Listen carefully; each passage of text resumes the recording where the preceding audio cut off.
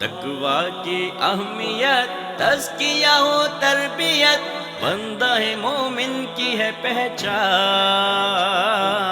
دیتا ہے پیغام یہ رمضان۔ بسم اللہ الرحمن الرحیم۔ السلام علیکم ورحمۃ اللہ وبرکاتہ۔ ناظرین کرام، پیغام ٹی وی کی سحر ٹرانسمیشن میں تزکیہ و تربیت پروگرام کے ساتھ حاضر ہوں، آپ کا میزبان محمد ابرار ظہیر۔ آج کی ہماری اس بزم میں، ہماری مجلس میں ہمارے ساتھ شریک گفتگو ہوں گے، ہمارے اسٹوڈیوز میں موجود ہیں جناب پروفیسر ڈاکٹر محمد زید لکھوی صاحب۔ ڈاکٹر صاحب آپ کا شکریہ۔ پروفیسر ڈاکٹر محمد زید لکھوی صاحب حفظہ اللہ ایک بڑے علمی خاندان کے چشم و چراغ ہیں۔ آپ یونیورسٹی آف اوکاڑا میں ایز اے اسسٹنٹ پروفیسر تدریسی ذمہ داریاں نبھا رہے ہیں اور ممتاز ماہر تعلیم ہیں، اور ان کے ساتھ ہمارے دوسرے شریک گفتگو معزز مہمان ہیں جناب رانا محمد شفیق خان صاحب پسروری۔ خان صاحب آپ کا بہت شکریہ۔ محترم رانا صاحب اسلامی نظریاتی کونسل پاکستان کے رکن ہیں اور 33 سے زیادہ کتابوں کے مصنف ہیں، اور اس کے ساتھ ساتھ بہترین ادیب اور خطیب ہیں۔ ماشاءاللہ زندگی کے ہر شعبے میں بہت خوبصورت اپنا نام بنایا ہے، نام کمایا ہے۔ ہمارے دونوں معزز مہمان ہمارے ساتھ شریک ہیں، ہم ان کے شکر گزار ہیں، انہوں نے وقت دیا، ہمیں تشریف لائے۔ ناظرین کرام، سحری کے یہ اوقات، خوبصورت لمحات، بابرکت یہ گھڑیاں اور بڑی ہی پروقار یہ سمے آج یقیناً اللہ سبحانہ و تعالیٰ کی رحمتوں کا ایک ابر بے پایہ ہے جو ہم پہ برس رہا ہے، اور ہر روز برستا ہے رمضان المبارک کے مہینے میں۔ تو اس مہینے کے اندر جو بہت سی عبادات کی ہم نے باتیں کی ہیں گزشتہ پروگرامز میں، ہم نے اعتکاف کی بات کی ہے، ہم نے روزے کی بات کی ہے، تہجد کی بات کی ہے، نوافل کی بات کی ہے۔ اسی طرح ایک اور بڑی اہم عبادت ہے جس کو بظاہر ہم عبادت سمجھتے نہیں، ہم سمجھتے ہیں یہ کوئی اور چیز ہے، لیکن اس کے بارے میں یہ کہا گیا ہے کہ یہ ساری عبادتوں کا مغز ہے، ایسی عبادت ہے۔ اس کو اصطلاح شریعت میں دعا کے نام سے ہم یاد کرتے ہیں۔ جب بھی مشکل پیش آتی ہے، جب بھی کسی پر تنگی آتی ہے، جب بھی کسی پر کوئی حالات ایسے بنتے ہیں تو وہ فوراً ہاتھ اٹھا کے اللہ کے دربار میں بیٹھ جاتا ہے۔ ہاتھوں کا یہ اٹھانا، اللہ کے سامنے عاجزی اور اپنی ذلت کا اظہار کرنا، اسی کا نام تو دعا ہے۔ اللہ سبحانہ و تعالیٰ نے قرآن مجید میں ایک بڑا پیارا سا ہمیں ایک سبق دیا، اور ہماری جو رویے ہیں اس کی تصویر کشی اللہ نے اس میں فرمائی ہے۔ اللہ فرماتے ہیں وَإِذَا أَنْعَمْنَا عَلَى الْإِنسَانِ أَعْرَضَ وَنَأَىٰ بِجَانِبِهِ وَإِذَا مَسَّهُ الشَّرُّ فَذُو دُعَاءٍ عَرِيضٍ، کہ ہم جب انسان پر کوئی نعمت کرتے ہیں، انعام کرتے ہیں، تو پھر تو وہ منہ موڑ کے پلٹ کے بھاگتا ہے، پیچھے پلٹتا ہے، اور جب اس پر کوئی مشکل پیش آتی ہے، اسے کوئی مصیبت آتی ہے، فَذُو دُعَاءٍ عَرِيضٍ، پھر لمبی لمبی دعائیں مانگتا ہے، اللہ کے سامنے بیٹھ جاتا ہے، اور اس وقت یہی ہوتا ہے کہ بس اٹھنا ہی تب ہے جب پوری ہو جائے گی، اور جب پوری ہو جاتی ہے تو پھر اللہ کو بھول جاتا ہے۔ انسان بڑا ہی ظلوماً جہولا ہے۔ ناظرین کرام، دعا اور پھر موجودہ حالات میں جو اس وقت ہم انسانیت کو درپیش ہیں، ایک تباہ کن بیماری، وبائی مرض کرونا وائرس کے نام سے ہم پر مسلط ہے، اور رمضان المبارک کا یہ مہینہ ہے۔ اس مرض سے ہم کیسے بچ سکتے ہیں، دیگر ہماری مشکلات کیسے حل ہو سکتی ہیں، ایک ہی راستہ ہے دعا کا۔ اپنے مہمانان گرامی جو ہمارے یہاں تشریف فرما ہیں، ہم ان کی طرف چلتے ہیں، گفتگو ان سے کرتے ہیں، ان سے پوچھتے ہیں۔ ڈاکٹر صاحب آپ سے آغاز کرتے ہیں، دعا آپ کی نظر میں کیا ہے، اس کی فضیلت کیا ہے، اہمیت کیا ہے، اور آپ اس دعا کو کیا سمجھتے ہیں؟ بسم اللہ الرحمن الرحیم۔ الحمدللہ وحدہ والصلاة والسلام علی من لا نبی بعدہ، اما بعد۔ دعا لفظی اعتبار سے تو پکار کو کہتے ہیں، بلانا، پکارنا، اور اگر ہم قرآن پاک میں اللہ تعالیٰ ہمیں ارشاد فرماتے ہیں کہ اعوذ باللہ من الشیطان الرجیم اذا سألک عبادی عنی فإنی قریب اجیب دعوت الداعی اذا دعان۔ اللہ اکبر۔ تو اس سے ظاہر ہوتا ہے کہ یہ کوئی بہت ہی اہم معاملہ ہے کہ کائنات کا مالک خود یہ فرماتا ہے کہ جب لوگ میرے بارے میں اگر پوچھیں کہ وہ مجھ سے کیسے بات کر سکتے ہیں، میں کیسے ان کو ملوں گا، میرے ساتھ ان کی گفتگو کیسے ہو سکتی ہے، تو اللہ تعالیٰ نے خود ہی یہ مسئلہ حل کر دیا، ان کو بتا دیا کہ ان کو بتا دو کہ میں بالکل قریب ہوں، اور قریب بھی اس کی بھی جو ہے فرما دیا کہ میں تمہاری شہرک سے بھی زیادہ قریب ہوں، قربت بھی اس سے بڑھ کر نہیں ہو سکتی، اور پھر ساتھ فرما دیا کہ مجھے جب بھی کوئی بلاتا ہے پکارتا ہے تو میں اس کا جواب دیتا ہوں۔ دوسری طرف جو نبی کریم صلی اللہ علیہ وسلم کا ایک فرمان ہے، ابو داؤد شریف کی روایت ہے، نعمان بن بشیر رضی اللہ تعالیٰ عنہ اس کے راوی ہیں کہ فرماتے ہیں کہ اللہ کے رسول نے ارشاد فرمایا کہ الدعاء هو العبادہ، کہ دعا ہی عبادت ہے۔ جیسا کہ آپ نے بھی فرمایا کہ دعا جو ہے وہ نچوڑ ہے، اصل جو خلاصہ عبادت کا وہ دعا ہی ہے، اور اصل روح بندگی کی جو ہے وہ دعا ہے۔ تو دعا یقیناً ایک بہت بڑا ایک مومن کے لیے ہتھیار بھی ہے، اس کے لیے ایک بہت بڑا سہارا ہے، اس کے ہر طرح کے مشکل گھڑیوں میں وہ دعا کے ذریعے سے اور اللہ تعالیٰ کی مدد کے ذریعے سے ان پر قابو پا سکتا ہے۔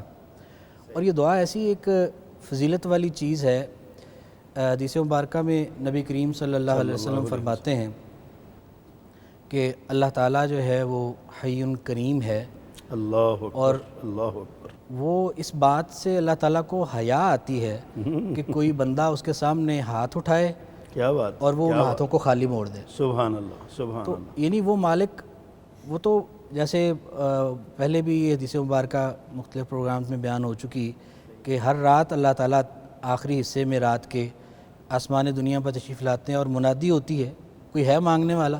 سبحان اب یعنی دنیا کے اس کائنات کے مالک کے علاوہ جو جتنے دنیا میں لوگ ہیں دینے والے، ان کو دیکھیں تو وہ تو اس بات سے کتراتے ہیں کہ کوئی کہیں ہم سے مانگ نہ لے، اور وہ مالک خود چاہتا ہے کہ لوگ مجھ سے مانگیں، بلکہ نہ صرف یہ کہ وہ چاہتا ہے، جو نہ مانگے اس سے وہ ناراض ہوتا ہے۔ سبحان اللہ، کیا بات، یعنی سبحان اللہ۔ قرآن پاک میں اللہ تعالیٰ نے ارشاد فرمایا کہ مجھ سے دعا کریں اور میں ان کی دعا کو قبول کرتا ہوں۔ فَلْيَسْتَجِيبُوا لِي وَلْيُؤْمِنُوا بِي، اللہ اکبر۔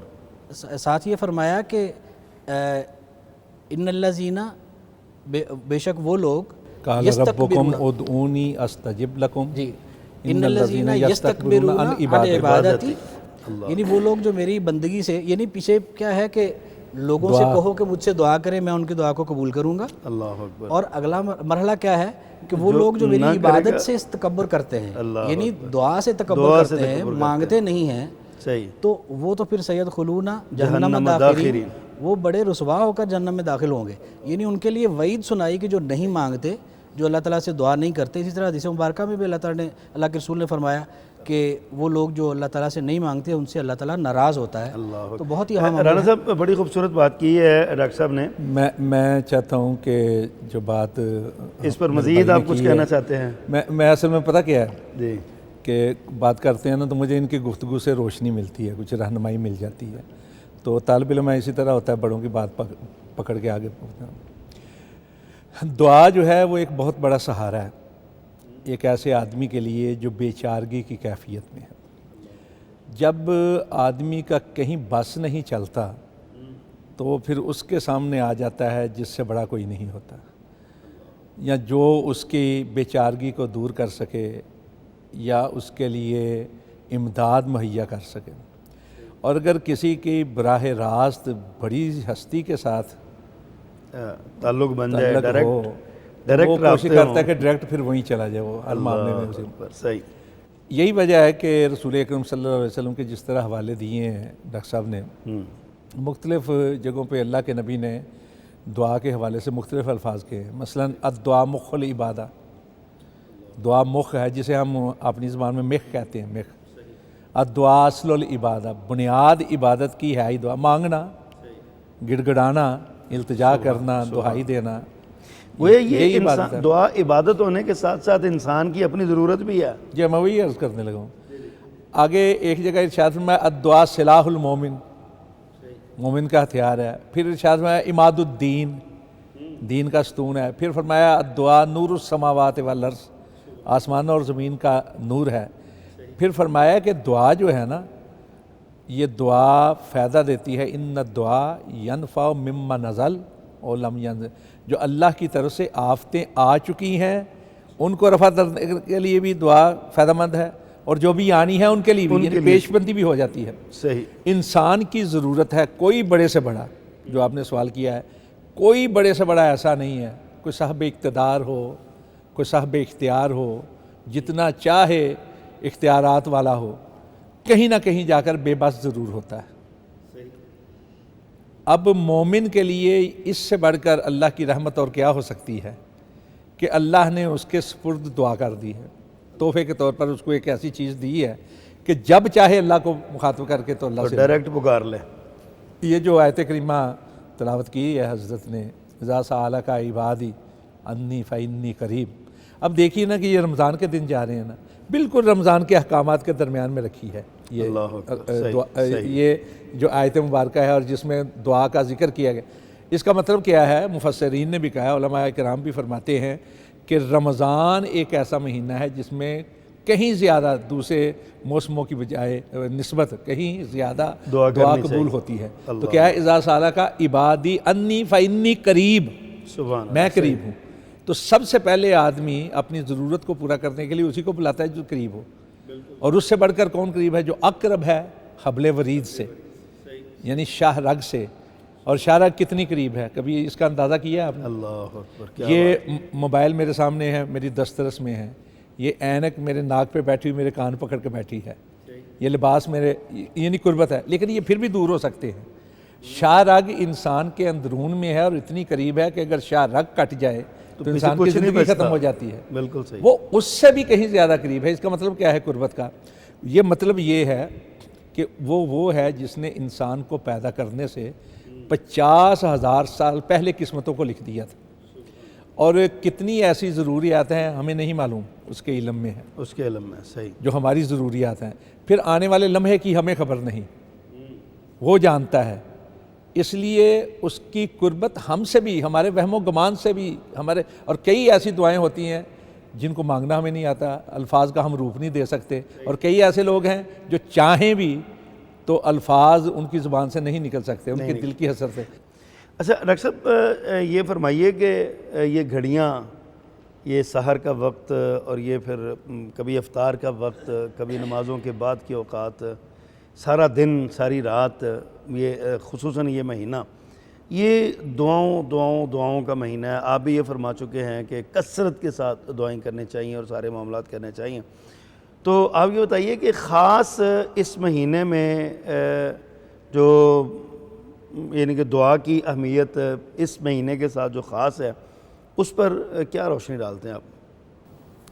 جس طرح سے محترم رانا صاحب نے ابھی فرمایا کہ یہ آیہ مبارکہ جو ہے آیت نمبر 186 ہے سورۃ البقرہ کی، کہ اعوذ باللہ من الشیطان الرجیم، اللہ تعالیٰ فرماتے ہیں کہ لوگوں کو کہ آپ لوگ جب میرے بارے میں پوچھتے ہیں تو ان سے کہہ دو کہ میں قریب ہوں، اور وہ یہ آیہ مبارکہ جو ہے یہ رمضان مبارک کے احکام کے درمیان میں بیان ہوئی ہے۔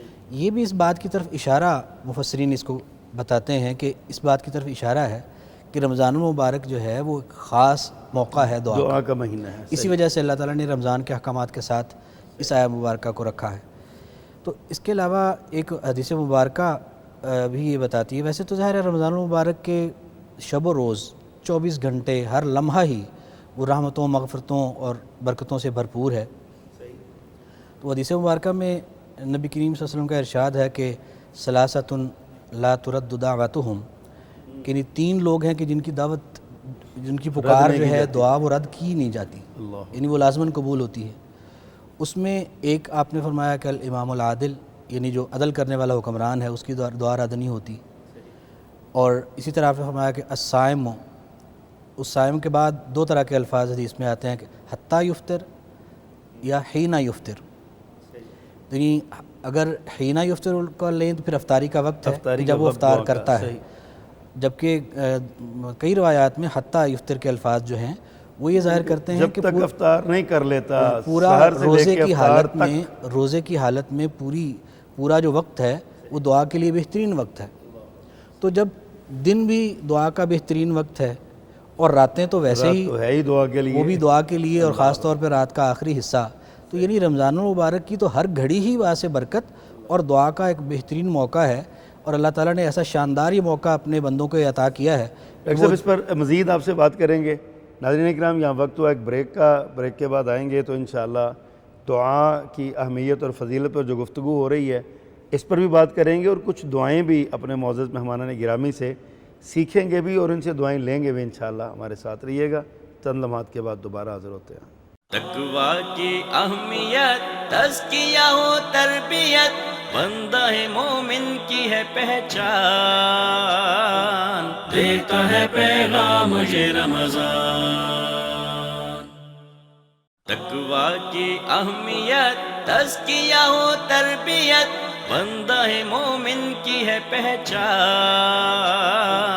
دیتا ہے پیغام یہ رمضان. ویلکم بیک ناظرین. پیغام ٹی وی کی سحر ٹرانسمیشن جاری ہے اور تربیت اور تزکیے کی باتیں ہو رہی ہیں، تزکیہ نفس کر رہے ہیں، تربیت لے رہے ہیں معزز مہمانان گرامی سے. آج کی ہماری اس مجلس میں ہمارا موضوع گفتگو جو تھا وہ ہے دعا. دعا پر بات کرتے ہوئے شیخ محترم آپ دونوں نے بڑی خوبصورت باتیں کی ہیں اور بڑا اچھے انداز سے دعا کی اہمیت جو ہے نا اس کو بیان کیا ہے. ڈاکٹر صاحب یہ فرمائیے کہ دعا کا طریقہ کار کیا ہے، آداب کیا ہیں، شرائط کیا ہیں، کیا آپ کا یعنی تجربہ اور مشاہدہ اور علم اس حوالے سے کیا ہے؟ تو اللہ تعالیٰ نے قرآن پاک میں ارشاد فرمایا کہ وَلِلَّهِ اسماء الحسنى فادعوه بها. تو اللہ کے پاک نام ہیں، بڑے اچھے نام ہیں، تو ان ناموں سے اس کو پکارو. اب دعا کرنے کے لیے اللہ کا نام لے کر اس کو پکارا جائے، اور یہ بھی فرمایا کہ اللہ تعالیٰ کے سارے ہی نام چاہے اللہ کے نام سے پکارو چاہے رحمان کہہ کر پکارو، تو ہر نام ہی اللہ تعالیٰ کا بڑا اچھا ہے. اسی طرح ایک حدیث مبارکہ میں نبی کریم صلی اللہ علیہ وسلم نے سنا کہ ایک شخص دعا کر رہا ہے، اللہم انی اسألک بانی اشہد انک انت اللہ لا الہ الا انت الاحد الصمد الذی لم یلد ولم یولد ولم یکن لہ کفوا احد. تو آپ صلی اللہ علیہ وسلم نے فرمایا کہ تو نے تو اللہ تعالیٰ کو اس نام سے پکارا ہے کہ جس نام سے جب اس کو پکارا جائے تو دعا قبول ہوتی ہے. سبحان اللہ، کیا بات. تو یعنی یہ مسنون طریقہ ہے کہ اللہ تعالیٰ کی تعریف اور اللہ تعالیٰ کا نام لے کر اللہ تعالیٰ کو پکارا جائے، اور خاص طور پر پھر یہ الفاظ جو ہیں یہ بھی مسنون بن جاتے ہیں.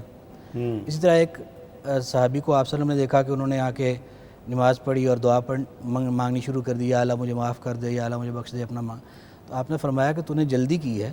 اچھا. حالانکہ طریقہ یہ ہے کہ تو پہلے اللہ تعالیٰ کی حمد بیان کر، سبحان اللہ، اس کے بعد درود شریف پڑھ، تو پھر دعا کر جو تجھے دل چاہتا ہے. تو طریقے کے اعتبار سے اگر ہم دیکھیں تو اس میں پھر یہی احادیث مبارکہ اور یہ اللہ تعالیٰ کا حکم جو ہے قرآن پاک میں یہ ہمارے لیے رہنما ہے کہ اللہ کا نام لے کر کسی بھی اللہ کے پاکیزہ نام سے، اور خاص طور پہ اس طرح کے جو اوراد ہیں اور یا الفاظ ہیں کہ جن کو آپ صلی اللہ علیہ وسلم نے جن کی تحسین فرمائی ہے، صحیح، کہ اس طریقے سے دعا کو شروع کیا جائے. پہلے اللہ تعالیٰ کی تعریف کی جائے، پھر درود شریف پڑھا جائے اور پھر دعا کی جائے. اسی طرح سے پھر دعا کے لیے کچھ چیزیں ضروری ہیں کہ ایک تو سب سے پہلے تو یہ کہ جب بھی کوئی شخص دعا کو قبول کروانا چاہتا ہے تو اس کا رزق حلال ہونا چاہیے. اللہ، یہ بھی اللہ تعالیٰ نے فرمایا کہ جب بڑی اہم، کوئی بہت شخص اہم جو ہے بات کی ہے آپ نے. اور دعاؤں کی قبولیت نہ ہونے کا بہت بڑا سبب یہ ہے کہ ہم کہتے ہیں کہ ہماری دعائیں پتہ نہیں سنی کیوں نہیں جاتی. تو اس میں یہ ہے کہ رزق حلال نہیں ہے. اللہ تعالیٰ فرماتے ہیں کہ ایسا بندہ اس کی دعا کیسے سنی جا سکتی ہے کہ جس کا لباس، جس کا اپنا جسم، وہ سارا کچھ جو حرام کا ہے. تو ایک تو یہ کہ رزق حلال ہو، دوسرا پھر یہ ہے کہ اللہ تعالیٰ کی طرف توجہ ہو، قبلہ رخ ہو کر دعا کی جائے. ہاتھ اٹھا کے کی جائے تو وہ جیسے پیچھے حدیث کا حوالہ میں نے عرض کیا کہ اللہ تعالیٰ کو شرم آتی ہے کہ کسی بندے کے جو ہاتھ اٹھائے تو ان کو خالی واپس کرے. خالی واپس کر دو. تو ہاتھ اٹھا کے دعا کی جائے، قبلہ رخ منہ کر کے کی جائے. اور اسی طرح سے اللہ تعالیٰ کا قرآن پاک میں یہ بھی حکم ہے کہ اس کو پکارو تضرعا و خفیہ، عاجزی کے ساتھ دعا کی جائے، گڑ گڑا کر تضرع کے ساتھ، اور پھر بلند آواز کی بجائے آہستہ آواز میں خفیہ طریقے سے اللہ تعالیٰ سے دعا کرنا، یہ بھی ایک تعلیم ہے اللہ تعالیٰ کی. تو اس طرح یہ اگر ان چیزوں کا انسان خیال رکھے اور اس طریقے کو اپنائے تو انشاءاللہ اس کی دعا کے اندر اثر، اس کی تاثیر وہ بہت بڑھ جاتی ہے صحیح. اور یقیناً وہ شفع قبولیت ملتا ہے. رانا صاحب آپ سے یہ ڈاکٹر صاحب نے دعا کا طریقہ، ادب اور شرائط وغیرہ بتائی ہیں ہمیں.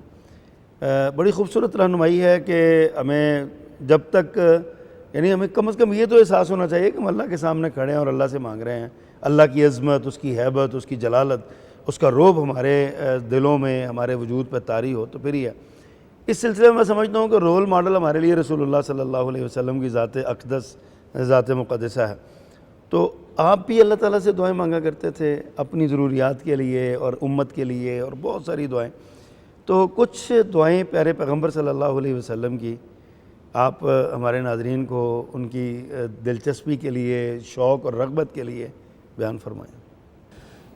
میں کروں گا اس پہ بات، لیکن میں تھوڑی سی بات اصل میں میری ایک عادت ایسی ہے کہ آئی ہو نا بات تو میں چاہتا ہوں ضرور کہ شیئر کر لوں میں دوسروں کا. حضرت ڈاکٹر صاحب نے بڑی اصولی اور بنیادی باتیں ارشاد فرمائی ہیں. دیکھیے قرآن پاک میں اللہ رب العزت فد اللہ مخلصین لہ الدین، پہلی چیز یہ ہے کہ صرف اللہ سے خالصتاً مانگنا چاہیے. اس لیے کہ سوائے اس کے سننے والا کوئی نہیں، سوائے اس کے حاجات کا پورا کرنے والا کوئی نہیں ہے جو مشکلات میں کام آ سکے. دوسرا ہے کہ جب بھی مانگی جائے دعا تو یقین کے ساتھ مانگی جائے، اس یقین کے ساتھ کہ مانگیں گے تو ضرور قبول ہوگی. ضرور قبول ہوگی. صحیح، یعنی قبول کروانے کے لیے مانگے. ایک تو ہے نا کہ مثلا موسم ہے قبولیت کا، رمضان کا مہینہ ہے، قبولیت کا موسم ہے، یا مواقع ہوتے ہیں قبولیت کے، یا جگہ ہوتی ہیں قبولیت کی. اللہ کے نبی صلی اللہ علیہ وسلم نے فرمایا ادعوا اللہ وانتم موقنون بالاجابہ. اللہ اکبر. فإن اللہ لا یستجیب من قلب غافل لاہ. اللہ صحیح، کہ جب بھی مانگو اس یقین کے ساتھ مانگو کہ تم مانگو گے رب قبول کرے گا. تم مانگو گے رب دے گا. یہ یقین کیا ہے؟ سبحان اللہ، کیا بات. یقین کا لفظ ہم سنتے بھی ہیں، بولتے بھی ہیں، لکھتے بھی ہیں، پڑھتے بھی ہیں، لیکن شاید ہم اس کا احساس نہیں کر پاتے کہ یقین ہے کیا ہے. یقین در حقیقت ایک کیفیت کا نام ہے.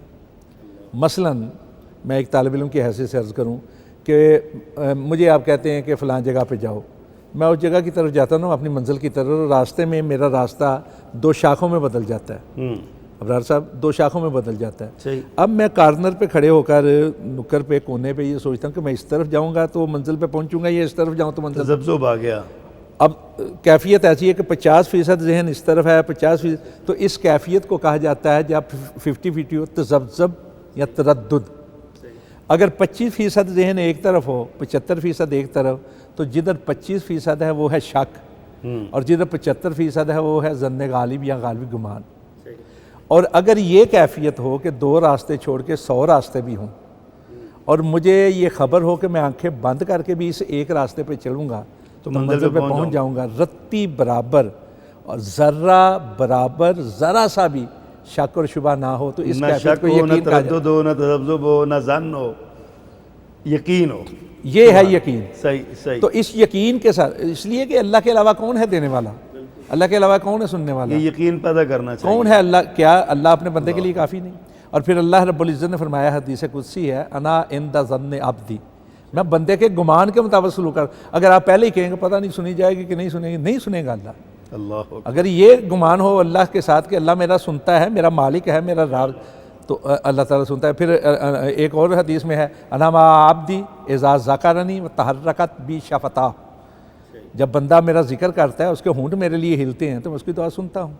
لیکن دیکھیے بات یہ ہے کہ رسول پاک صلی اللہ علیہ وسلم نے، بخاری کی روایت ہے، ترمذی میں بھی ہے، کہ اللہ رب العزت فرماتا من عاد لی ولیا فقد اذنتہ بالحرب، یعنی یہ جو میرے ولی کے ساتھ دشمنی کرتا ہے میں اس کے ساتھ جنگ. اس میں جو ذکر کیا نا ولی کا، جس کے لیے فرمایا کہ وہ جو میں نے اس کے اوپر فرائض کیے ہیں وہ بخوبی ادا کرتا ہے، ان سے آگے بڑھ کر جو میں نے اس پہ فرض کیا ان سے آگے بڑھ کر وہ ایسے کام کرتا ہے جو اس کی ذمہ داری نہیں، لیکن وہ صرف میری رضا کے لیے کرتا ہے. تو میں کیا کرتا ہوں، میں اس سے اتنا راضی ہوتا ہوں کہ میں اس کے وہ ہاتھ بن جاتا ہوں جس سے وہ پکڑتا ہے، میں اس کے وہ قدم بن جاتا ہوں، میں اس کے وہ کان بن جاتا ہوں. اس کا مطلب یہ نہیں کہ وہ بن جاتا ہے، مقصد یہ کہ اس کے جسم کے سارے اعضاء میرے لیے حرکت کرتے ہیں. فرما بردار. پھر کیا ہوتا ہے، پھر جو وہ مجھ سے مانگتا ہے میں اس کو دیتا ہوں. سبحان. اب رسول پاک صلی اللہ علیہ وسلم کا ذکر جہاں بھی ہوا ہے وہ ابد کے لحاظ سے ہوا ہے. یہ ہے نکتے والی بات. اور عبد کا مطلب ہے کہ سراپا عبادت. دعا بھی عبادت ہے. تو اللہ کے نبی صلی اللہ علیہ وسلم ایسے سراپا عبادت تھے کہ آپ نے جتنی دعائیں کی ہیں کسی اور کے حوالے سے آپ تصور بھی نہیں کر سکتے، اتنی زیادہ دعائیں کی. اللہ صبح جاگنے سے لے کر سونے تک کوئی مرحلہ ایسا نہیں، خواہ وہ تجارت کا ہو معاملہ، خواہ وہ سیاست کا ہو معاملہ، خواہ وہ معاملات کا ہو معاملہ، خواہ گھریلو حوالے سے ہو، خواہ عبادت یعنی جو فرائض خمسہ ہیں ان کے حوالے سے ہو، ہر جگہ دعائیں ہیں. اور اتنی کثرت کے ساتھ ہیں، یہ اتنے کیا کہتے ہیں کہ مختلف انداز میں ہیں، مختلف الفاظ کے ساتھ ہیں کہ حیرانی ہوتی ہے کہ پیارے رسول صلی اللہ علیہ وسلم اپنے رب کے ساتھ اتنے متعلق تھے، اتنا مانگا کرتے تھے. یعنی جاگنے سے لے کر سونے تک کوئی مرحلہ ایسا نہیں جہاں دعائیں نہ. اور ان دعاؤں کی جو بنیاد اگر ہم نکالیں نا تو دو چیزیں ہیں. ایک ہے اللہ تو راضی ہو جا، اور اللہ وہ کام ہمیں عطا فرما جس سے تو راضی ہو، راضی ہوتا ہے. اللہ اور تیری رحمت و برکات ہم پر اللہ بارش کی طرح برسیں. بڑی فکر انگیز باتیں ہیں یہ دو تین چیزیں ہیں. صحیح. اللہ تعالیٰ آپ کو جزا دے. بڑی خوبصورت رہنمائی آپ نے کی ہے. ناظرین کرام، دعا کے حوالے سے آپ نے ہمارے معزز مہمانان گرامی کے جذبات کو سماعت کیا کہ رسول اللہ صلی اللہ علیہ وسلم سراپا دعا رہتے تھے، اور آپ ہی ہمارے لیے اسوہ حسنہ اور رول ماڈل ہیں. آپ نے دعائیں کر کر کے ہمیں سکھا کے ہمیں بھی یہ آپ کی خواہش یہ تھی کہ اللہ کے بندے جتنے بھی میری امت کے لوگ ہیں یہ سارے اللہ تعالیٰ سے، اللہ ہی سے، صرف اللہ سے یقین کے ساتھ دعائیں مانگتے رہیں. بہت سی دعائیں انشاءاللہ العزیز ان کا ذکر ہوگا. ابھی اس پر گفتگو جاری رہے گی. ہمارے ساتھ رہیے گا. چند لمحات کے بعد دوبارہ حاضر ہوتے ہیں. تقویٰ کی اہمیت، تزکیہ و تربیت، بندہ مومن کی ہے پہچان، دیتا ہے پیغام یہ رمضان. تقویٰ کی اہمیت، تزکیہ و تربیت، بندہ مومن کی ہے پہچان، دیتا ہے پیغام یہ رمضان.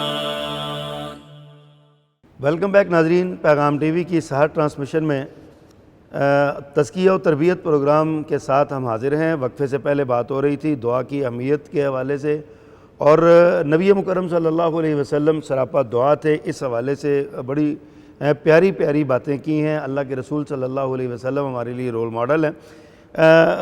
شیوخ مکرم، آپ ہمیں یہ فرمائیے کہ دعا آپ نے ہمیں بڑی اس کی اہمیت بیان کی ہے، اور دعا کا طریقہ بھی آپ نے بتایا ہے، دعا کا آداب بھی بتائے ہیں، شرائط بھی بتائی ہیں. یہ بتائیے کہ کیا کوئی ایسی جگہیں بھی ہیں خاص جہاں پر دعا کی جا سکتی ہے؟ کوئی ایسی جگہوں کا یعنی اور مقامات ایسے جہاں پر دعا کریں تو قبول ہو جاتی ہے؟ ہمارے ناظرین کی رہنمائی فرمائیں ذرا.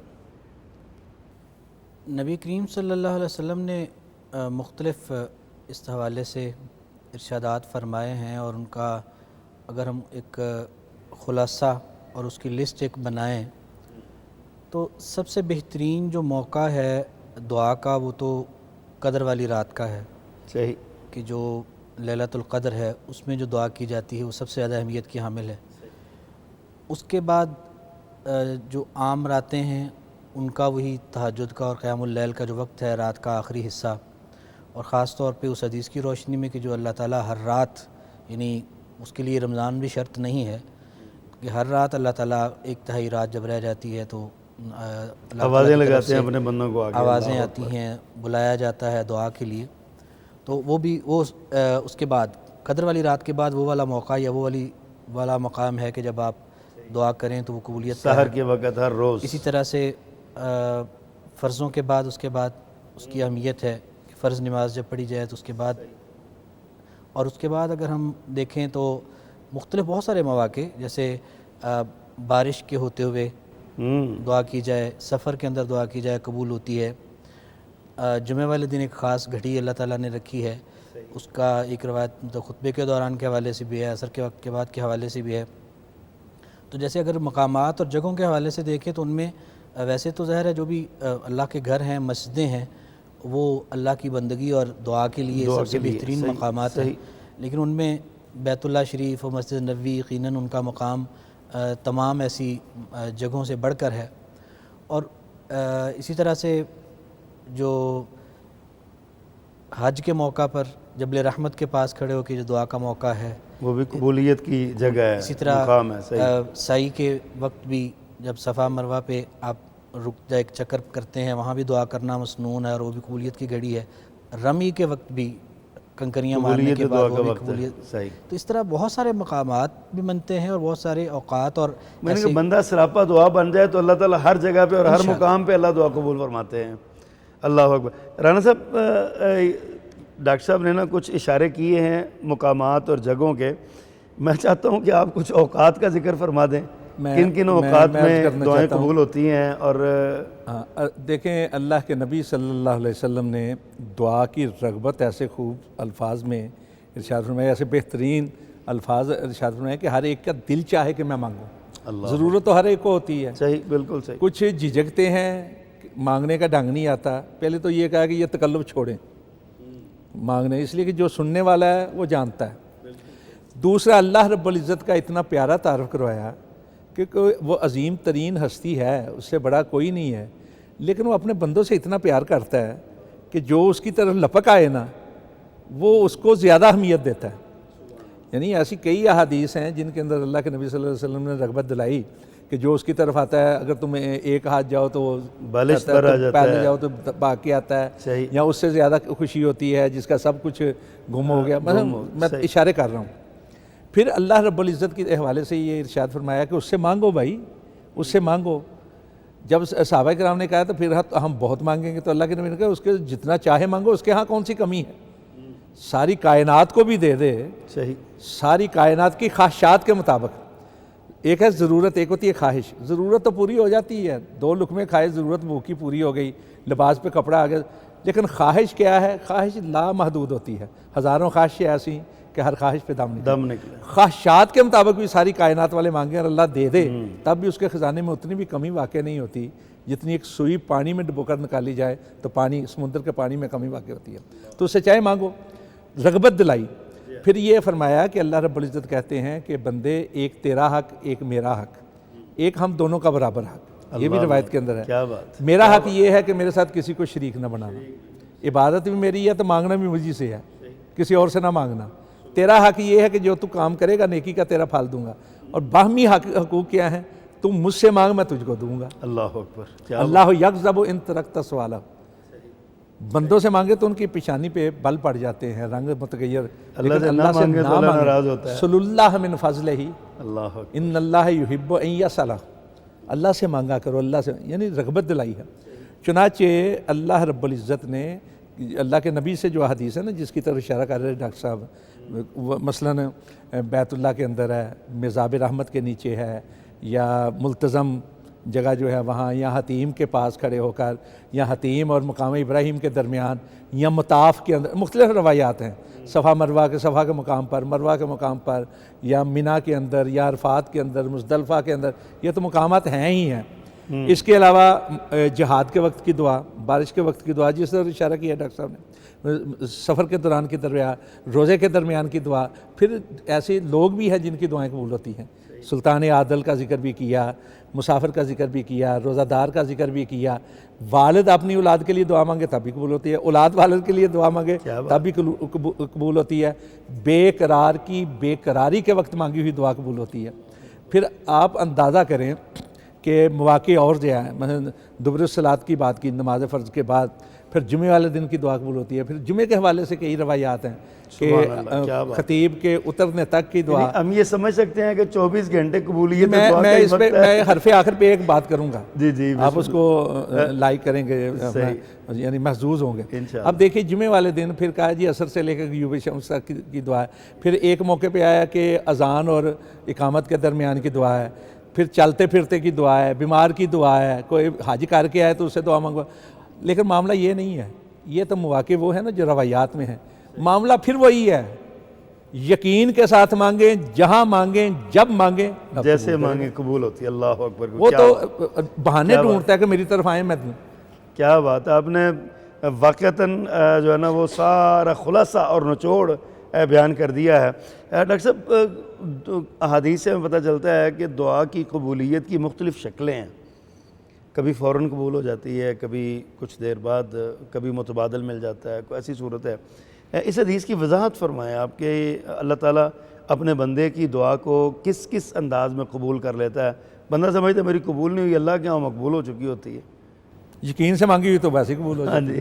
جی، جزاکم اللہ۔ بس کافی ساری ماشاءاللہ محترم رانا صاحب نے جو ہے چیزیں بیان تفصیل کی کے ہیں ساتھ ماشاءاللہ۔ اوقات اور مقامات جی، جو ہیں وہ فرمائے، تو صرف اس میں بس ایک تھوڑی سی تشنگی مجھے محسوس ہو رہی تھی، ایک چھوٹا سا میرے نقطہ ذہن میں آیا کہ جو نبی علیہ الصلوۃ والسلام کی تعلیم ہے کہ بندہ سب سے زیادہ اللہ کے قریب سجدے کی حالت میں ہوتا ہے، تو نوافل کے سجدوں میں بھی علماء اجازت دیتے ہیں کہ کوئی بھی دعائیں کرنا چاہے، اور ویسے ہی سجدہ کر کے سجدے کی حالت میں دعا کی جائے، تو اس وقت کیونکہ وہ کیفیت اور حالت انسان کی وہ ایسی ہے کہ وہ اللہ تعالیٰ کے سب سے زیادہ قریب ہے، تو اس وقت بھی جو دعائیں کی جاتی ہیں وہ بھی بڑا اہم مقام ہے۔ تو میں نے کہا ذرا اس کو بھی یاد دہانی کے لیے عرض کر دوں۔ دوسرا جو اس حدیث مبارکہ کی طرف آپ نے اشارہ فرمایا، مسند احمد کی روایت ہے کہ نبی کریم صلی اللہ علیہ وسلم فرماتے ہیں کہ جو کوئی بھی دعا کوئی شخص کرتا ہے، بس اس میں صرف یہ شرط ہے کہ گناہ کی دعا نہ ہو اور قطع رحمی کی دعا نہ ہو، یعنی بری دعا نہ ہو، صحیح، تو اس کے وہ ضائع جاتی ہی نہیں ہے۔ یہ عام طور پہ لوگوں کا تصور ہے کہ میں تو جی بڑی دعائیں کرتا ہوں، دعا میری سنی نہیں گئی، تو اس کا یہ مطلب نہیں ہے بالکل۔ دعا کوئی بھی ضائع نہیں ہوتی، دعا کوئی بھی بیکار نہیں جاتی، کیونکہ رسول اللہ صلی اللہ علیہ وسلم فرماتے ہیں کہ وہ کوئی بھی شخص جو دعا کرتا ہے صرف اس میں برائی کوئی نہ ہو، گناہ کی بات نہ ہو یا قطع رحمی نہ ہو، تو اس کو اللہ تعالیٰ 3 صورتوں میں اس کا اجر عطا فرماتے ہیں جو ہو سکتا ہے۔ پہلے نمبر پہ یہ کہ جس طرح سے دعا کی گئی ویسے ہی اللہ تعالیٰ نے قبول فرما لی، بالکل، اور وہ اس کو پوری کر دی، اس کی وہ دعا جو مانگا وہ فوراً مل گیا، وہ دے دیا۔ کیا بات۔ دوسرا یہ بھی ہو سکتا ہے کہ اللہ تعالیٰ کی حکمت اس میں ہے کہ اس کو اس طرح سے نہ پورا کیا جائے، اس کو صبر کو اس کے آزمانا ہے، تو اللہ تعالیٰ اس کا اجر اپنے پاس ذخیرہ کر محفوظ لیتا ہے، کر لیتے ہیں، صحیح، اور جب وہ روز قیامت اللہ کے حضور پیش ہوگا تو اس دعا کا اجر اس وقت اس کو دیا جائے گا، ضائع وہ نہیں جائے گی۔ اور تیسرے نمبر پہ یہ بھی ہو سکتا ہے کہ پہلی اور دوسری دونوں صورتیں نہیں ہیں، جبکہ اس دعا کی وجہ سے کوئی آنے والی مصیبت اور آفت وہ اللہ تعالیٰ ٹال دیتے ہیں۔ تو یہ 3 صورتیں رسول اللہ صلی اللہ علیہ وسلم نے فرمایا، تو جب صحابہ نے سنا، جیسے پہلے شیخ محترم رانا صاحب نے بھی اشارہ فرمایا کہ وہ پھر صحابہ نے کہا ہم تو پھر بہت زیادہ کثرت سے دعائیں کریں گے، اگر واقعی ایسا ہے کہ کوئی دعا ضائع جاتی ہی نہیں ہے تو پھر تو ہم کثرت کے ساتھ دعائیں کریں گے۔ تو آپ صلی اللہ علیہ وسلم نے فرمایا کہ اللہ تعالیٰ بھی کثرت کے ساتھ دے گا، پھر جتنا مرضی مانگو، اس کے پاس کوئی کمی نہیں ہے۔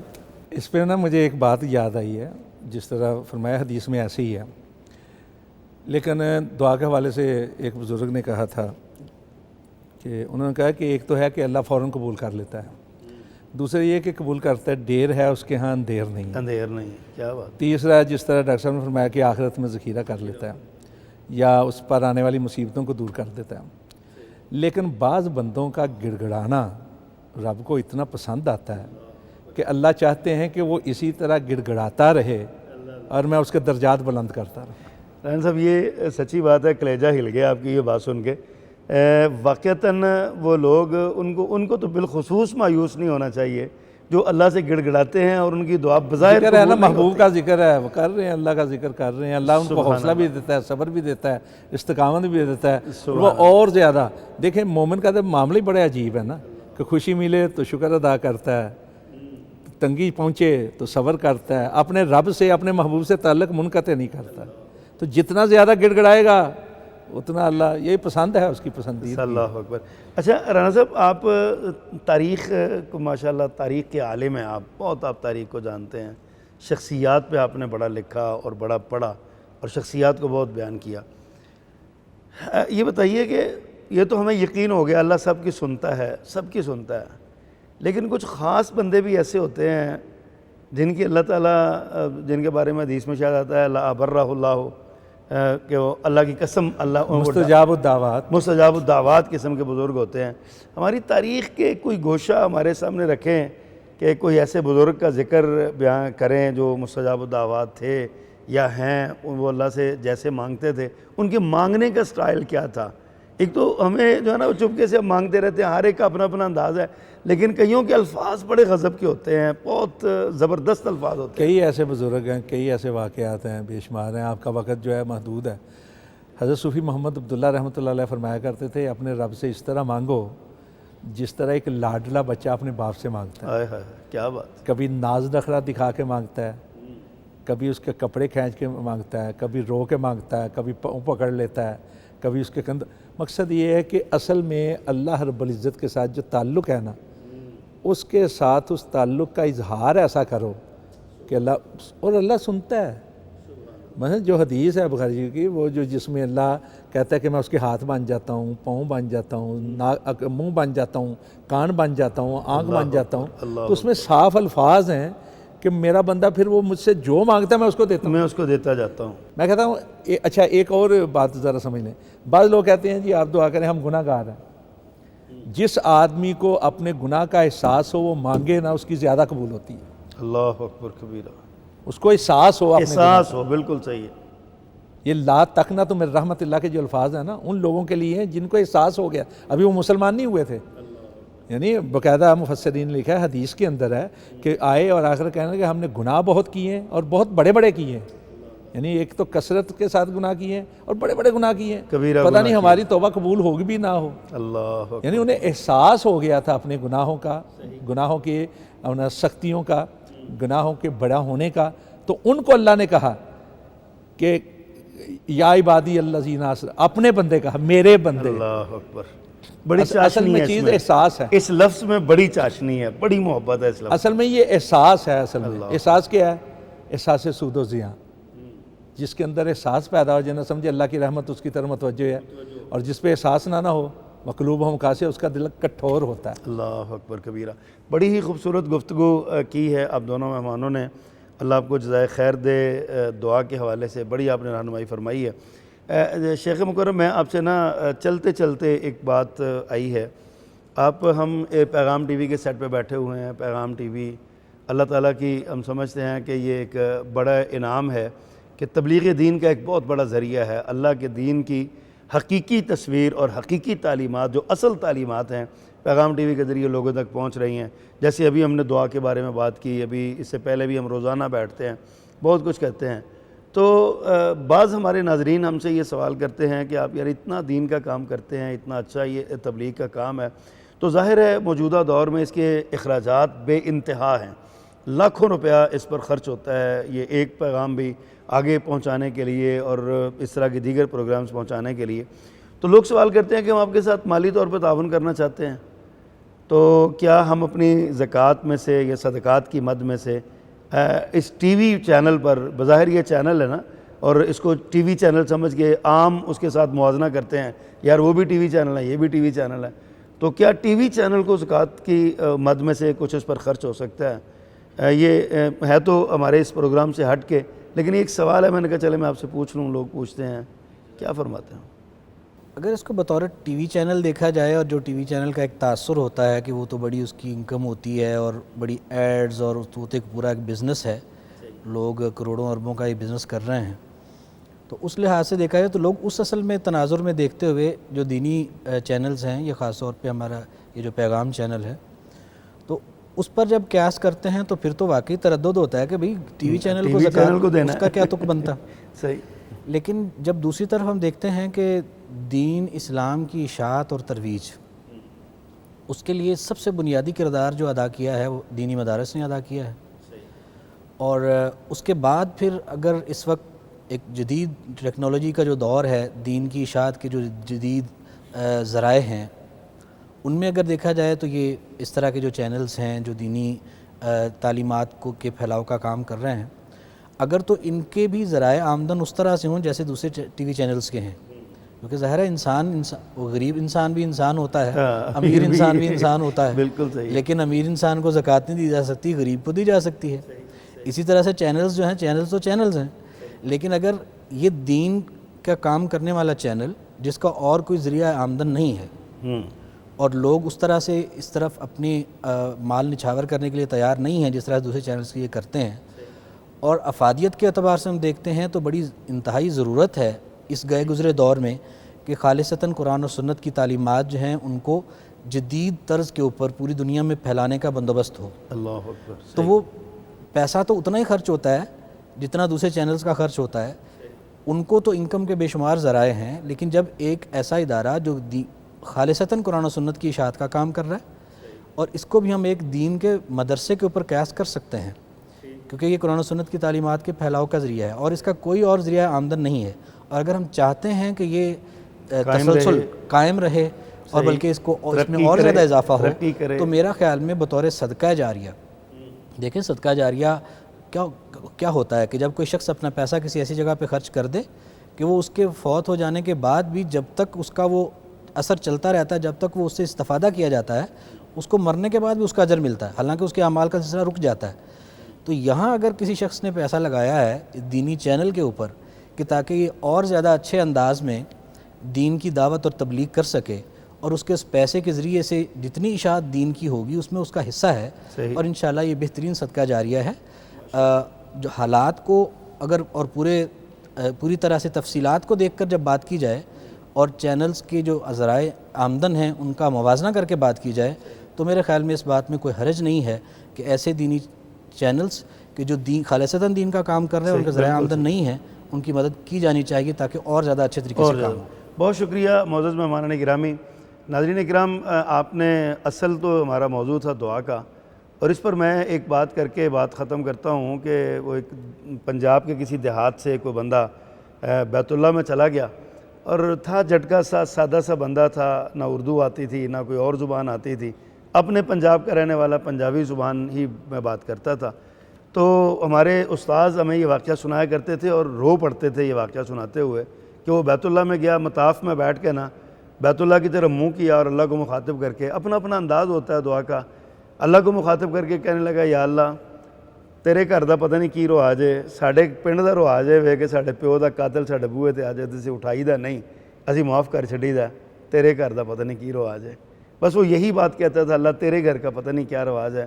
حضرات، اللہ سے اسی یقین کے ساتھ جو ہے نا وہ دعا مانگنی چاہیے، اور ہاں جہاں آپ اللہ سے دعا مانگیں وہاں اپنے اس ادارے کو، پیغام چینل کو، اس کی انتظامیہ کو، ذمہ داران کو، اور یہ جو ایک پروگرام آپ تک پہنچانے میں جتنے ممد و معاون ہمارے بھائی، دوست، بچے ہیں، ان سب کے لیے آپ دعا بھی کریں اور تعاون کا ہاتھ جو ہے نا وہ بھی اس کی طرف بڑھائیں۔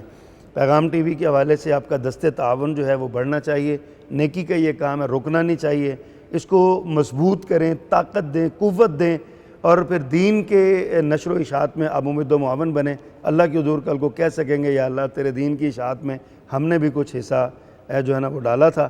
اور دعا کے اس موضوع پر جو آج بات ہوئی ہے، آج جیسے ابھی محترم رانا صاحب نے توجہ بھی دلوائی ہے، پوری انسانیت جو ہے ایک تباہ کن وائرس کا شکار ہو رہی ہے، اور اللہ کی قدرت ہے، یہ ہم اس اللہ کے بندے ہیں جس نے ایک لشکر اپنا بھیجا ہے کہ ایک چھوٹا سا وائرس ہے، نظر بھی نہیں آتا وہ، اور اس نے ساری دنیا کو جو ہے نا وہ لاک ڈاؤن کر کے رکھ دیا ہے۔ اللہ ہی اس وائرس سے جان چھڑا سکتا ہے ہماری۔ تو میں دعا کی درخواست کروں گا جناب رانا صاحب آپ سے، آپ ہی دعائیہ کلمات اس بارے میں ارشاد فرمائیں۔ ساری کا وقت ہے، یہ قبولیت دعا کے لمحات ہیں، اللہ تعالیٰ انسانیت کو اس مصیبت سے نجات عطا فرما دے۔ دعا تو کہ بزرگوں سے کروانی چاہیے، لیکن دعا عبادت ہے اس کامل احساس کے ساتھ کہ ہم گناہ گار ہیں، خطا کار ہیں، لیکن اللہ رحمان الرحیم ہے، وہ ارحم الراحمین ہے، اس کی رحمت بے حد، بے حساب، بے شمار اور بے کنار ہے۔ ہمیں دعا کرتے ہوئے یہ اللہ سے دعا کرنی چاہیے کہ اللہ ہمارے گناہوں کو نہ دیکھ، اللہ اپنی رحمت کے سہارے ہم پر اپنی رحمتوں کو اتنا عام کر دے کہ ساری مصیبتیں دور ہو جائیں۔ اللہم انا نستغفرک ونتوب الیک، ہمیں اپنے گناہوں کا احساس ہے، بخشش مانگتے ہیں، ہمارے گناہوں کو معاف کر دے، ہم پر اپنی رحمتوں کا نزول فرما، ہمارے حال کی طرف نہ دیکھ، ہمارے گناہوں کی طرف نہ دیکھ، اپنی رحمت ہم پر کر دے، ہمیں ضرورت ہے تیری رحمتوں کی۔ کیا پاکستان کے باہر سارے مسلمان اس وقت سراپا دعا ہیں، اور سب سے بڑی دعا یہی ہے کہ اللہ ہمیں اتنی توفیق دے، ہمارے لیے ایسے مواقع مہیا کر کہ ہم تیرے گھر میں جا کر تیرے حضور سجدہ ریز ہو سکیں، پوری یکسوئی کے ساتھ، دل جمی کے ساتھ۔ مسلمانوں پر رحم فرما، اور مسلمانوں کی توسط سے بلکہ پوری انسانیت پر رحم فرما۔ آمین۔ اللہ ہماری دعاؤں کو قبول فرمائے۔ ناظرین کرام، کل تک کے لیے اپنے میزبان محمد ابرار ظہیر کو اجازت دیجیے. اللہ حافظ. ایمان کی شبنم رحمت کی چھم چھم، آیا نیکیوں کا ایسا موسم، برکت کے لمحے تسبیح کے نغمے، نیکیوں کی بوندیں ٹپ کے ٹم ٹم، تقویٰ کی اہمیت، تزکیہ و تربیت، بندہ مومن کی ہے پہچان، دیتا ہے پیغام یہ رمضان، دیتا ہے پیغام یہ رمضان.